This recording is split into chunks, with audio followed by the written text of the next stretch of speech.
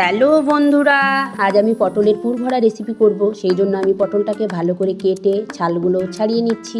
এই দেখো কি সুন্দর করে কাটছি। আর এই যে আমার বটিটা দেখছো, এটা কিন্তু কাটাল কাটা ছিল, সেই জন্য বটিটা এরকম দেখতে। তোমরা কিন্তু কিছু মনে করো না বন্ধুরা। দেখো পটলের চোচাগুলো ছাড়ানো হয়ে গিয়েছে। আমি এখন পটলের মাথাটা কেটে নিচ্ছি। চামচের পেছনটা দিয়ে এই দেখো ফুটো করে নিচ্ছি কি সুন্দর করে। ওর ভেতর থেকে ওর দানাগুলো আমি সব বের করে নিচ্ছি। দানাগুলো বের করে ভেতরটা সুন্দর করে ফুটো করে নিতে হবে। এর ভেতরে আবার পুর ভরাতে হবে, সেই জন্যই ভালো করে ফুটো না করলে তো পুর ভরানো যাবে না। এইভাবে আমি সুন্দর করে পটলের ভেতরে দানাগুলো সব বের করে নিলাম আর পটলটা বেশ সুন্দর করে ফুটো করে নিলাম। দেখো কি সুন্দর করে পটলের ভেতরের দানাগুলো বের করে ফুটো করা হয়ে গেল। একে একে আমার সব পটলগুলো কাটা হয়ে গিয়েছে। আমি প্রেসার কুকারের মধ্যে আলু সেদ্ধ করে নামিয়ে নিচ্ছি। এটাকে এখন আমি বের করে নিতে হবে, সেই জন্য আমি ছেঁকে নিয়ে বাটির মধ্যে তুলে নিচ্ছি। এই দেখো হাতার সাহায্যে এইভাবে আমি আলু সেদ্ধগুলো সব বাটির মধ্যে বের করে নিচ্ছি।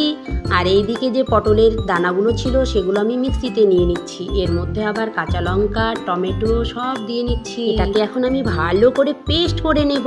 এই দেখো সামান্য জল দিয়ে নিচ্ছি। এই যে আমার পেস্ট করা হয়ে গিয়েছে। এদিকে আমি কড়াইটা বসিয়ে দিলাম। কড়াইটা গরম হয়ে গেল। এর মধ্যে আমি সরিষার তেল দিয়ে তার মধ্যে লঙ্কা ফোড়ন, জিরে ফোড়ন, তেজপাতা ফোড়ন দিয়ে আলুগুলো সেদ্ধ ছিল সেগুলো সব ঢেলে দিলাম। এটা দিয়ে আলুটা নেড়ে নিচ্ছি। আর এর মধ্যে যে আমার দানাগুলোর পেস্ট ছিল সেই দানার পেস্টগুলো আমি দিয়ে দিলাম। এদিকে পেঁয়াজ রসুনের পেস্টটাও দিয়ে দিলাম, লবণ দিয়ে দিলাম, হলুদ গুঁড়ো দিয়ে দিলাম, লঙ্কা গুঁড়ো দিয়ে দিলাম। ফোনটা দিয়ে বেশ করে আমি নেড়ে নিচ্ছি। দেখো কি সুন্দর লাগছে।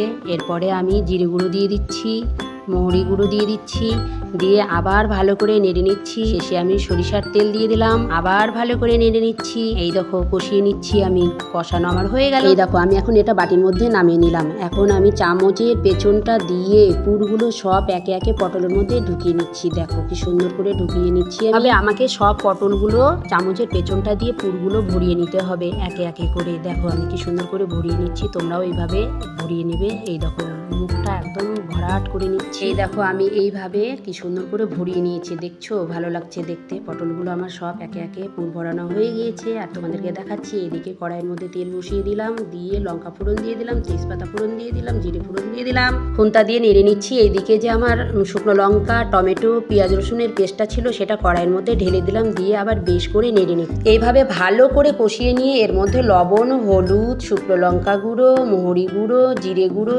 সব এক এক করে সব দিয়ে দিলাম। কাশ্মীরি লঙ্কা গুঁড়োটাও দিয়ে দিলাম, দিয়ে বেশ করে নেড়ে নিচ্ছি। এর মধ্যে আবার সর্ষের তেলও দিয়ে দিলাম, সামান্য চিনি দিয়ে দিলাম, দিয়ে একটু জল দিয়ে বেশ করে নেড়ে নিলাম। কি সুন্দর হয়েছে, কালারটা বেশ ভালো লাগছে। আর একটা কড়াইয়ে সাদা তেল দিয়ে দিলাম। এদিকে আবার লবণ হলুদ দিয়ে সেই পটলগুলো মাখিয়ে নিয়ে এই সাদা তেলের মধ্যে একে একে পটলগুলো ঝপাং ঝপাং করে তেলের মধ্যে দিয়ে দিলাম, দিয়ে বেশ করে ভেজে নিচ্ছি। দেখো ভাজাও হয়ে গেল, তুলেও নিলাম বাটির মধ্যে। এদিকে যে গ্রেভিটা করা ছিল তার মধ্যে সেই ভাজা পটলগুলো দিয়ে দিলাম, দিয়ে বেশ করে নেড়ে নিচ্ছি। ও বাবা কি হয়েছে। এরপরে আমি আবার ঢাকা দিয়ে দিলাম, ঢাকাটা তুলেও নিলাম। দেখো কি সুন্দর হয়েছে, কি সুন্দর করে ফুটছে, টকবক টকবক করে ফুটছে। বেশ করে নেড়ে নিচ্ছি। কি সুন্দর হয়েছে, ও বাবা দারুণ হয়েছে দেখতে। আমার এখন শেষে হয়ে গেল। আমি গরম মশলা ঘি দিয়ে সামান্য নেড়ে নিচ্ছি। এই দেখো তোমরাও এইভাবে বাড়িতে সুন্দর করে তৈরি করবে, করে গরম ভাত দিয়ে খাবে, যা লাগে কি আর বলবো। আমি এইভাবে তৈরি করলাম, তোমাদের কেমন লেগেছে সবাই কিন্তু কমেন্ট করে জানাবে।